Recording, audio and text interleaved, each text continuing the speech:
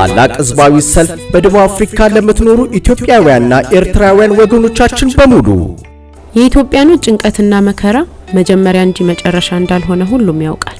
በመኖርበት ሀገር ልጆቻችን ተምረው በወረቀት ምክንያት መልቀቂያ ፈተና ለመውሰድ ይቸገራሉ። ተወልደው ባደጉበት ሀገር በትጋታቸው ባገኙት ውጤት ወደ ዩኒቨርሲቲ ለመግባት ከሌላ ሀገር እንደመጣ ተማሪ ክፍያቸው እንኳን ይለያል።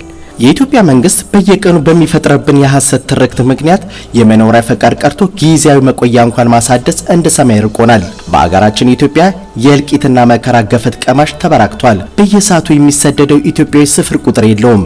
ስለዚህም በማርች 28 2025 ከጧቱ 3 ሰዓት ጀምሮ ፕሪቶሪያ በፕሬዝዳንቱ መቀመጫ ዩኒየን ቢልዲንግ ለራሳችን መኖሪያና ሰቆቃው ላላለቀለት ወገናችን ድምጽ እንሁን።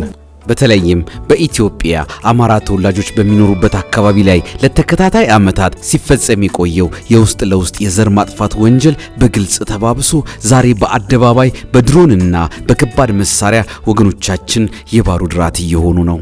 ስለ አማራ ሕዝብ የቆሙ የሚዲያ ሰዎችና ባለምጡቅ አእምሮ ወንድሞቻችን ዘብጥያ ወርደው እየማቀቁ ነው።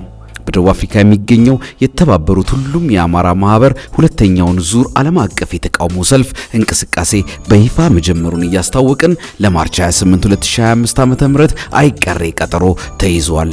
ይህ ሰልፍ ሁሉንም ኢትዮጵያዊና ኤርትራዊ ስደተኛ ይመለከታልና መቅረት አይታሰብም። መነሻ ጂፒ ስትሬት፣ መድረሻ ፕሪቶሪያ ዩኒየን ህንጻ፣ ሁሉም የተባበሩት አማራ ማህበር በደቡብ አፍሪካ